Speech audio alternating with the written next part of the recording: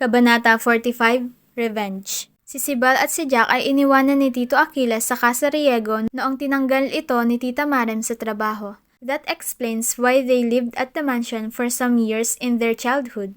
I felt sorry for Sibal and Jack. Sa murang edad ay pareho silang nadamay sa gulo ni Tita Marem at Tito Achilles. Your father warned you about me.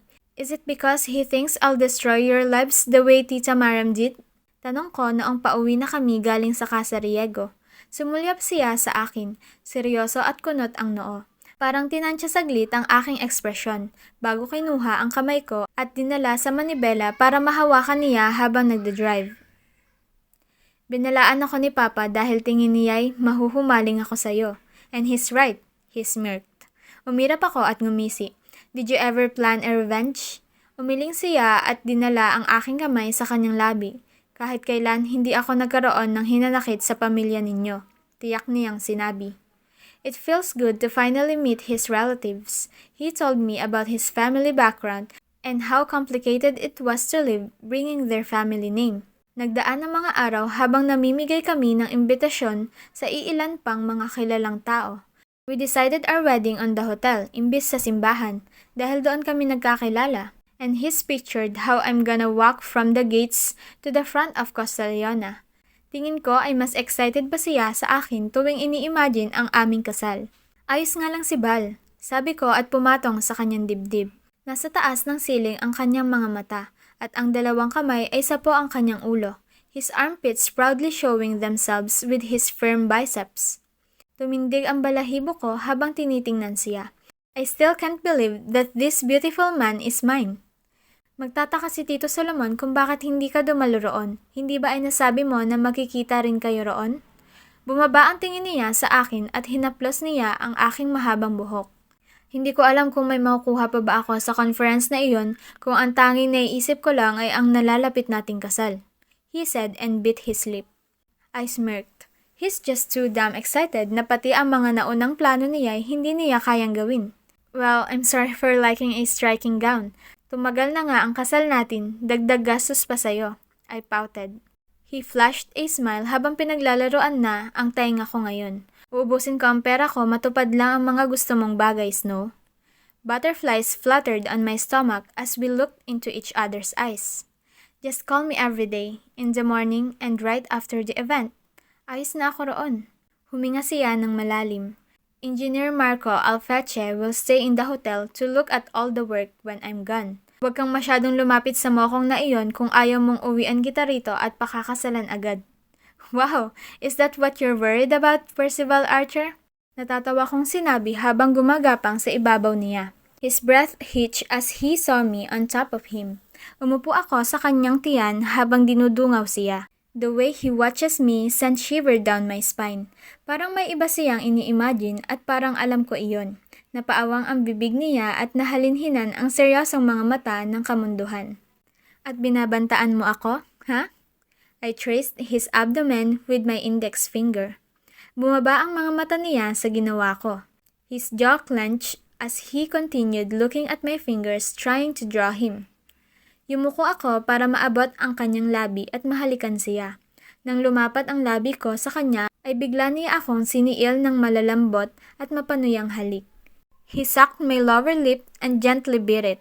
Nakailan lang tayo, akala mo pwede ka nang sa ibabaw ko? Bulong niya. Tumili at tumawa ako nang naramdaman ang kamay niya sa aking baywang at agad niya akong binagsak sa kama. Immediately, we switched places. I am now under him, panting and laughing at his move. Nang tinapat niya ang kanya sa gitna ng aking mga hita, ay natigil ako sa pagtawa. He made one swift thrust and I almost felt his tip, even when we were both half clothes. We're talking seriously, Snow, and yet, all you do is turn me on. Bulong niya habang inangkin ang aking leeg. Days went very fast. Hindi ko na namalayan na aalis na siya patungo sa conference nila.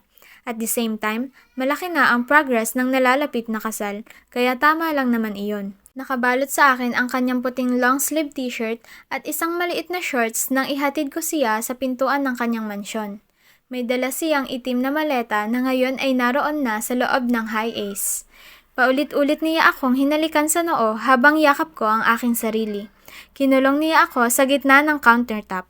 Anong sasakyan mo pagdating sa Manila? Commute? I asked. Umiling siya. May sasakyan si Papa. Oh, okay. Binalingan ko ang sasakyan niyang nakaparada malapit doon. Hindi niya iyon dadalhin. Kung may gusto kang puntahan, gamitin mo ang sasakyan ko. I'll contact a driver for you. Just tell me. Umuso ako at binalingan siya. Kitang-kita ko ang ngiting naglalaro sa kanyang labi. Bumaling ako sa orasan at nakitang pwede siyang mahuli sa flight kung mananatili kaming ganoon. Tumulak ka na bago magbago ang isip ko. Sabi ko sabay tulak sa kanyang dibdib.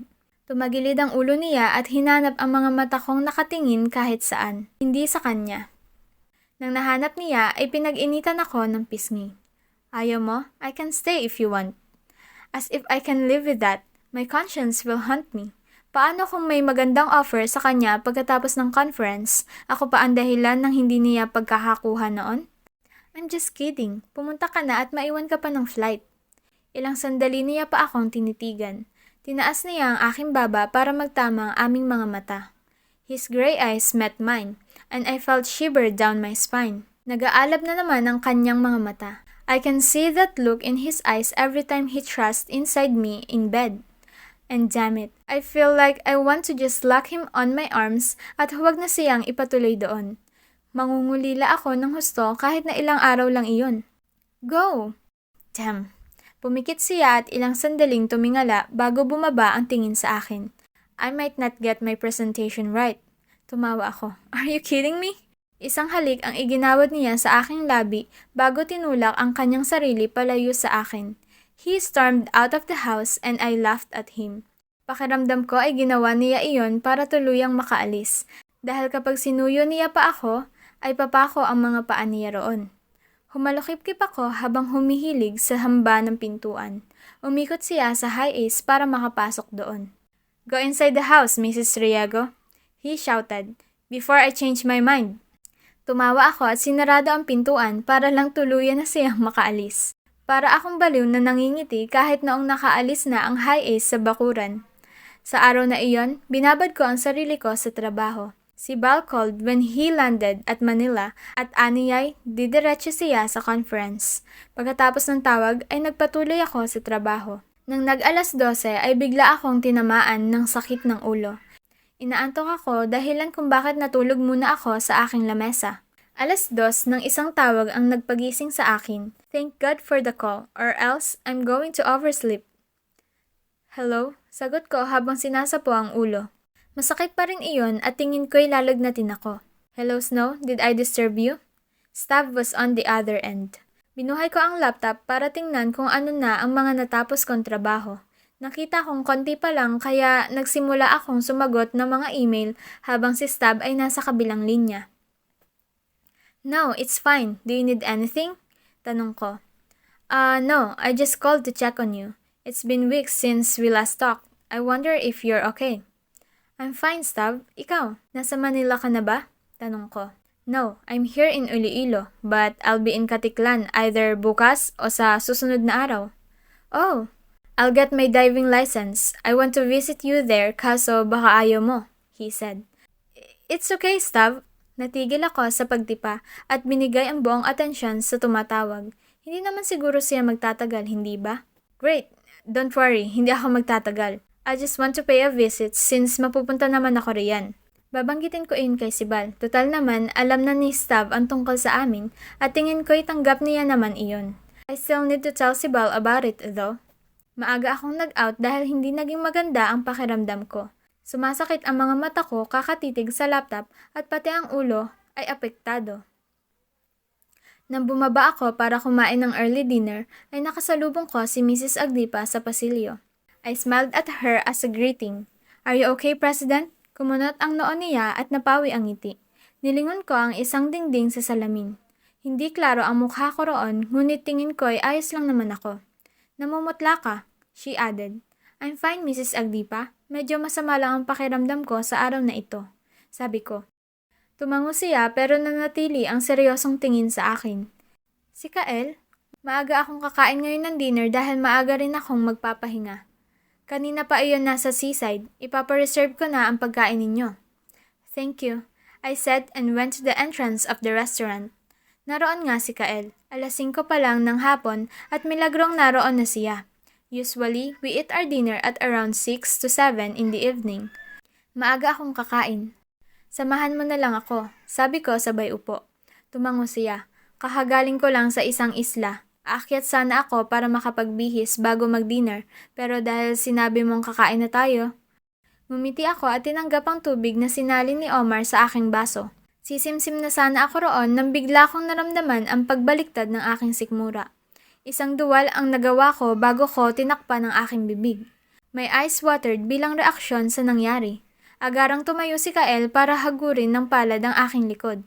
Kinuha ni Omar ang basong hawak ko at nilayo. Ayos ka lang, ma'am? Omar asked.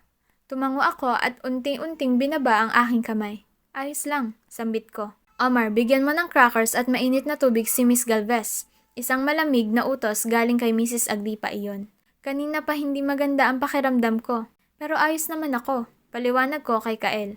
I can see the unhidden concern in his eyes. Tumuwid siya sa pagkakatayo bago bumalik sa upuan niya. Lumapit si Mrs. Agripa sa amin. Pakiramdam ko ay kanina niya pa ako pinagmamasdan. Nilabag ni Omar ang isang pack ng crackers sa harap ko at isang mainit na tubig. It's ridiculous. Why should I eat this? Makakatulong iyan para gumanda ang pakiramdam mo. Mrs. Agripa explained. Gusto kong kumain na ng dinner para makatulog. Paliwanag ko. Malapit nang iserve yun, President. For the meantime, I suggest you to eat this. Tinuro niya ang crackers. I guess it won't hurt to eat at least one, huh? Sinunod ko ang gusto niyang mangyari. Bumalik si Mrs. Agripa sa kanyang pwesto habang si Kael ay panay ang panonood sa akin habang kumakain ako ng malutong na crackers. Sinabi mo ba kay Engineer Riego na masama ang pakiramdam mo? Tanong ni Kael. Umiling ako. Hindi na. Mag-aalala lang iyon. Pahinga lang ang katapat nito. Mawawala rin bukas. The food was served afterwards. Maganda naman ang appetite ko kaya tingin ko'y na-overfatigue lang ako. Pagkatapos namin kumain ni Kael, ay naglakad na ako pabalik ng mansyon ni Sibal. Dinaanan ko ang aming mansyon kung saan maraming nagtatrabaho.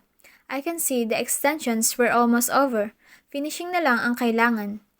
Pagkarating ko ng mansyon ni Sibal, ay dumiretso ako sa kwarto. I feel so damn tired.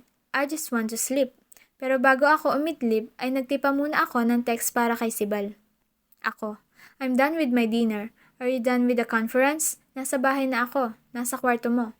He replied immediately. Nahulog na ang mga mata ko habang binabasa ang mensahe niya. Sibal, kakatapos ko lang din. Kakain pa lang ako ng dinner. After dinner, can I call? Ako, sure. Ngunit dahil sa antok ko ay nakalimutan ko ang tawag. I probably was too weak to even hear all his calls. Dahil kinaumagahan ay nakita kong may 5 tawag siya sa aking hindi nasagot. Sibal, are you sleeping? You're not answering my calls. Sibal, I miss you, Snow. Sibal, nasa kondo na ako. Magpapahinga na ako. Text me when you wake up. Umaga na ako nakapagtipa ng reply. Hihingi na sana ako ng paumanhin sa kanya dahil sa nangyari kagabi pero kalagitnaan ng pagtitipa ko ay bigla akong inatake ng pagkakaduwal.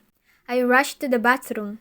Muntik na akong madapa nang binuksan ang pintuan ng banyo at hinanap ang bowl para lang makapagsuka roon.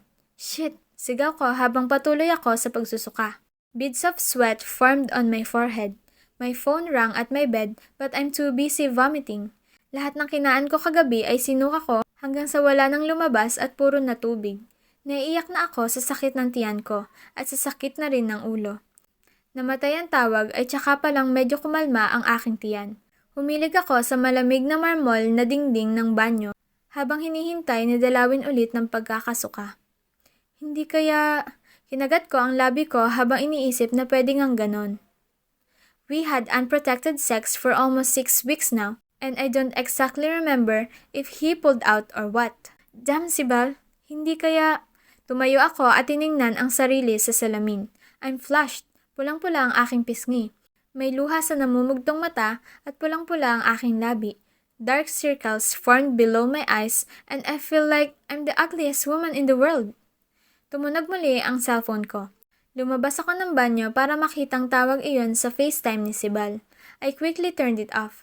I can't face him like this. I look so freaking ugly. I can only imagine the girls he met at his conference. For sure, corporate at mga sexy ang mga iyon. Sibal. Good morning, you're awake. Pinatay mo ang tawag ko. Please reply.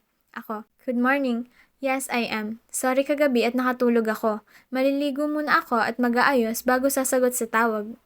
Sibal. Okay. Text beforehand. May presentation ako ngayon. Kung hindi ako makakasagot, ay mag-text ka na lang. Tatawag ako mamaya kapag free time.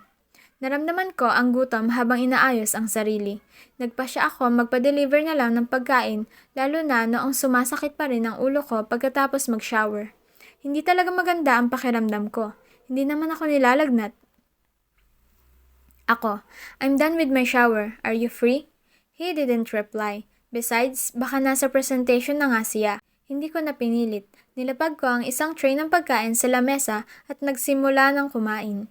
I requested for pancake oddly, pero isang slice lang ang nakain ko at nilayo ko na agad iyan sa akin. Umupo ako roon ng ilang sandali para makapagmuni-muni sa kalagayan ko, hanggang sa bigla muli akong dinalaw ng pagsusuka. I spent about 5 minutes vomiting inside the bathroom. Sinamahan pa iyon ng paghihisteryang pag-iyak. I cannot believe I'm sick at times like this. Noon narito si Sibal ay hindi naman ako ganito. Do I miss him that much that I'm sick right now? Damn it. Nagpatawag ako ng driver galing sa hotel. Kahit na sinabi niya sa akin iyong sasakyan niya ang gamitin ko, bakante naman ang high ace kaya iyon na ang ginamit ko. I need to go to a pharmacy and buy a pregnancy test. I can't turn blind. It is possible. Ma'am, medyo traffic pa naman ngayon dahil pista, sabi ng driver. I totally forgot about that, but that doesn't mean I couldn't go and buy, right? Bahala na manong, kailangan ko kasi. Kung gamot ma'am, baka mayroon sa hotel, sabi ng matandang driver. Hindi na manong, kailangan ko talagang maghanap ng pharmacy. Agad kong pinagsisihan iyon, traffic nga sa bayan dahil sa mga parade. Halos sarado pa lahat ng pharmacy na napuntahan namin dahil sa piyesta. Sa kabilang bayan pa kami nakahanap ng bukas kaya roon na lang din ako nakabili. Tinanghali ako ng balik sa hotel. Dumiretso ako sa aking opisina para masubukan na iyon. I bought 3 pieces and in different brands to make sure. Kumalabog ang puso ko habang sinusubukan ang isa. Ilang minuto akong naghintay bago nakita ang dalawang guhit. Tulala pa ako sa una at hindi na kontento. I tried the other 2 together and waited for about the same time. Hindi na ako umalis ng banyo habang nag-aantay. When the same word flashed at the other 2 tests showed, nanlamig ako. Pregnant, it said. Natulala ako habang nakaupo sa inidoro. Is this really happening? A mixture of happiness and fear warmed my heart. Pagkatapos ay agad na akong lumabas ng banyo para kumuha ng cellphone at maibalita kay Sibal ang nangyari. Nanginginig ang kamay ko habang hinahanap ang pangalan niya sa cellphone. Mabuti na lang at kakatext lang niya sa akin kaya hindi na ako nahirapan. I just clicked his name and dialed it so I can talk to him. 3 ring lang ang nagawa ng cellphone bago sumagot ang kabilang linya. Hello? Isang pamilyar na tinig ang narinig ko. And no, it's definitely not Sibal because it's a girl's voice. Hello? Ang apoy ng excitement na naramdaman ko kanina ay parang naabo ngayon. But I need to remember to stay calm because of my news for Sibal. Can I talk to Engineer Riego, please? I requested. Baka naman ay nagpe-present pa si Sibal at ang babaeng kausap ko ay isa sa mga nagbabantay ng mga gamit. Iyon na lang ang inisip ko. Who's this, please? This is Katerina, his girlfriend. He's on our suite's bathroom, taking a shower. I can give him your message if you want. Ang napapaos niyang tinig ay nagpawasak ng husto sa aking damdamin. Thoughts of them on the same suite stirred my mind. Sa hotel gaganapin ang conference, 12:30 ngayon at malaki ang tsansang tapos na ang presentation ni Sibal. Pwedeng pumunta sila ng suite para magpahinga ng ilang sandali bago mag-alauna at mag-resume ang sinalihang conference. And of course, Katarina is there! Nangilid ang luha ko habang napagtanto ang lahat ng iyon. Hello? Are you still there? Who's this? Tanong ni Katarina sa kabilang linya. Naninikip ang dibdib ko habang pinoproseso ang lahat. She said she's the girlfriend, pero ilang beses niya na rin sinabi iyan sa akin noon. At ano ang pwedeng maging rason niya ngayon? Hello? Tanong niya nang di ako sumagot. Miss, your number isn't registered on his phone, so I will need to know who this is so I can tell my boyfriend about the call. Thank you. Tumulo ang luha sa aking mga mata at agad na pinatay ang tawag sa nanginginig na kamay. Binaba ko ang cellphone at binitiwan iyon. I understand their friendship, but it is really just friendship. If Katarina can confidently say that she's the girlfriend, then should I deal with that for the rest of my life because they are friends? Why is he letting her say that? O baka naman iyon talaga ang totoo nilang relasyon. At ano ako? Revenge was the only thing on my mind. It came across my mind right after we visited Casa Riego, but he assured me na hindi niya iyon gagawin. Pero that was the only explanation I can give myself now. Fuck. Isang mensahe ang naiklik ko kanina bago siya tinawagan. Sibal, kumain ka na. I'm not done with the presentation. Don't call. I will call you later instead. Mas lalo akong umiyak sa nabasa. Don't call, ha? Why? Because you know who might answer the call? Fuck. Mahapdi na ang mga mata ko sa kakaiyak sa aking desk. Wala akong nagawa sa araw na iyon kundi ang umiyak. I decided to take a break pero noong tumayo ako ay naduwal na naman ako. I quickly went to the toilet. Tutop ang sikmura ay nagsuka ako sa inidoro. Halong hysteria ang iyak ko habang nagduduwal. Sumalampak ako sa tiled floor para magpahinga at umiyak. Nilagay ko ang aking palad sa aking mukha para matabunan ang mga luhang nagbadya. The phone in my office rang. Kahit na wasak pa ang pakiramdam ko'y bumangon pa rin ako para masagot ang tawag. I feel so disappointed with the face I have. I look like a wreck. Pagod kong sinagot ang telepono. Hello? Good afternoon, Miss Galvez. I just want to inform you that Gustav Lagdameo is here at the lobby. Okay, thank you. I'll be there in a bit. Nangihina akong sinabi. Umupo ako sa swivel chair at sinapo ang aking ulo. There's no text from Sibal even after my call. Hindi ko na alam kung alin ang papaniwalaan ko, pero mas pinapaniwalaan ko ang mga sinabi ni Katarina. But I know for sure that if he really is up for revenge, if he wants to leave me on our wedding day para mapahiya ako, kailangan niyang malaman na buntis ako. I dialed the office of Mrs. Agdipa. Walang pag-aalinlangan akong nagdesisyon. President, good afternoon. Mrs. Agdipa, kindly ask the staff to book a ticket for me to Manila. I will be leaving the hotel on your hands for about 2 days depending on the length of my appointment in Manila. Snow? Gulat niyang tanong sa formal kong sinabi. I will call Papa later. I'll explain it to him. Siguro naman ay kaya mo rito ng ilang araw na wala ako. Yes, no problem. But why the sudden plan? Anyway, okay, I will alert the staff. When do you want to leave for Manila? If you can book a flight tonight, I won't mind, sabi ko. Sige. Binaba ko ang telepono bago bumalik sa banyo. The image of me with a flushed face and heavy eyes makes me want to vomit. Hindi ko matanggap na ganito pa ang sasapitin ko ngayong buntis ako. Hindi ko matanggap na maaaring talunan na nga ako sa aking damdamin, mas lalo pa akong nagmukhang talunan ngayon. Tumulo ang luha ko habang nakatitig sa sarili. Marahas ko iyong pinalis. Nagpowder ako ng mukha at naglagay ng eyeshadow. I didn't stop putting light-looking makeup until the dark circles are concealed and the pain in my face got erased. I am not facing Sibal in Manila looking like a wreck. Bumaba ako galing sa aking opisina at hinanap si Stav sa lobby. Nakaupo siya sa isang sofa habang tumitingin ng mabuti sa isang magazine. Nakakunot ang noon niya na parang may seryosong binabasa bago nag-angat ng tingin sa akin. His jaw slightly dropped at the sight of me, and he rose for a greeting. Good afternoon, Snow. You look great, he said. Ngumiti ako at nalingunan ang kanyang maleta sa gilid. Is he staying here? We're not fully booked, so if you're planning to stay here, I can book you a room. Umiling siya. No thanks, Snow. I'll be leaving for Manila. Nag-stop over lang ako rito para kunin na rin iyong lisensya ko, pero tutulak na rin ako mamayang gabi. Umaliwalas ang pakiramdam ko sa narinig galing sa kanya. What? I'm planning to leave for Manila later too. Saan galing ang flight mo? Tanong ko. Kalibo, pwede na tayong magsabay. Sabi niya at ngumiti. But why are you suddenly going to Manila? Hindi ako nakasagot agad. Inangat ko ang tingin sa kanya. Punong-puno ng concern ang kanyang mga mata. Pakiramdam ko ay isa akong bulkang naghihintay na sumabog, kaya imbis na hintayin iyon, mas pinili kong sumabog sa mas tahimik na paraan ngayon. Sibal is in Manila and I'm pregnant. Nanginig ang boses ko. Kitang-kita ko ang gulat sa kanyang mga mata. Huminga ako ng malalim at bumagsak ang aking balikat. For a long time, we stood there looking at each other. I feel like crying again. Damn it. Miss Galvez, you are booked tonight from Calibo to Naiya. Sabi ni Mrs. Agdipa nang nakalapit. Lumingali nga siya sa aming dalawa ni Stab bago pumirmi ang tingin niya sa akin. Namumutla ka, President. Are you really okay? She suddenly asked. Concern is laced in her tone. Tumango ako. Yes, mag-iimpake lang ako, ma'am.